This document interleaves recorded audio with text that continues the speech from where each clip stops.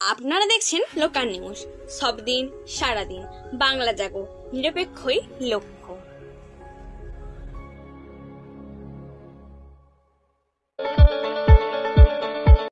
মনোহরপুর 6/2 নম্বর অঞ্চল বিজেপির উদ্যোগে স্বেচ্ছায় রক্তদান শিবির উপস্থিত অভিনেতা বিজেপি নেতা হিরণ। ৭৫তম প্রজাতন্ত্র দিবস উপলক্ষে আজ 6/2 মনোহরপুর অঞ্চলে বিজেপির উদ্যোগে মনোহরপুর স্কুল ময়দানে স্বেচ্ছায় রক্তদান ও চক্ষু পরীক্ষা ও চশমা বিতরণ শিবির অনুষ্ঠিত হয়। ৩২৬ জনকে চশমা দেওয়া হয়। এই অনুষ্ঠানে উপস্থিত হয়েছিলেন বাংলা চলচ্চিত্র অভিনেতা ও বিজেপি নেতা খড়গপুরের বিধায়ক হিরণ চট্টোপাধ্যায়। ২৬ জন মহান রক্তদাতা রক্তদান করেন। এই শিবিরে উপস্থিত ছিলেন ঘাটাল সাংগঠনিক জেলা সভাপতি তপন মাইতি, আরামবাগ সাংগঠনিক জেলা সভানেত্রী মানসী চৌধুরী, সুদীপ কুশারি, চন্দ্রকোনা বিধানসভার কনভেনার সবুজ মজুমদার, মণ্ডল প্রেসিডেন্ট, এছাড়াও জেলা নেতৃত্ব মৃন্ময় দণ্ডপাঠ, গৌতম ভট্টাচার্য, বাপ্পাদিত্য পাত্র মণ্ডল সহ সভাপতি, আরও অন্যান্য নেতৃত্ববৃন্দ।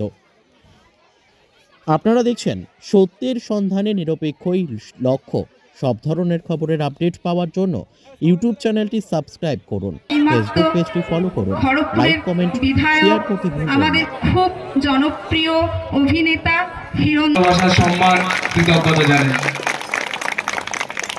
তো আজকে আমাদের রক্তদান শিবির এবং সেই রক্তদান শিবির ভারতীয় জনতা পার্টি আয়োজনে আয়োজিত হয়েছে। তো ভারতীয় জনতা পার্টি রাজনীতি করে না, মাঠে মাঠে গিয়ে, হাটে গিয়ে, বাজারে গিয়ে তোলা তোলে না, বন্দুক মাথা ঠেকিয়ে পয়সা নেয় না। ভারতীয় জনতা পার্টি কি করে? মানুষের জন্য রক্তদান শিবিরের আয়োজন করে।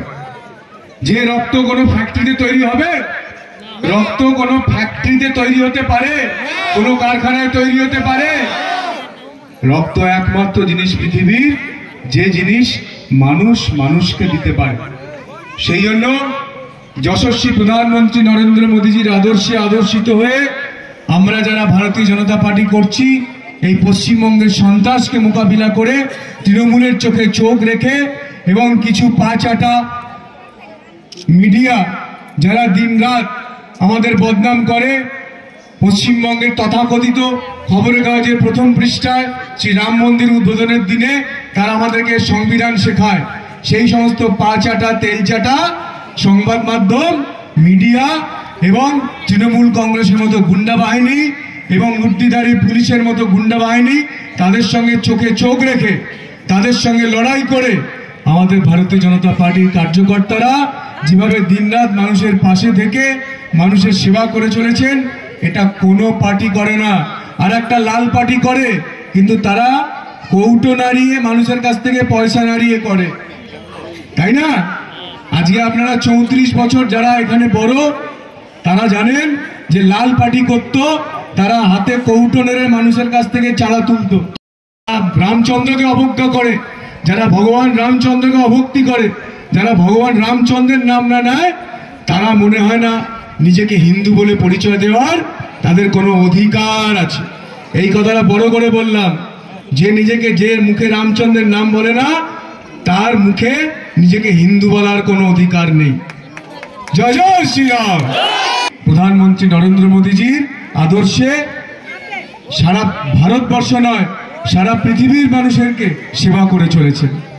আজকে অযোধ্যার রাম মন্দির আপনারা দেখলেন যে 500 বছর ধরে ওখানে আমাদের ভগবান রামচন্দ্র টেন্টে থাকতেন, তাঁবুতে থাকতেন।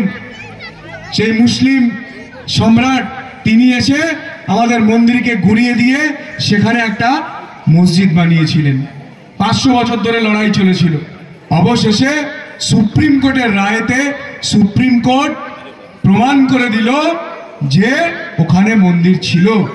সুপ্রিম কোর্টের রায়েতে সেখানে মন্দির প্রতিষ্ঠিত হয়েছে এবং অবশেষে 22শে জানুয়ারি 500 বছর পর আমাদের হৃদয়ের ভগবান শ্রী রামচন্দ্র তিনি তাঁবু থেকে আজকে মন্দিরে তার প্রাণ প্রতিষ্ঠা হয়েছে। এটা কে করলো? এটা কে করলো? এটা আমাদের যশস্বী প্রধানমন্ত্রী নরেন্দ্র মোদীজি করে দেখালেন।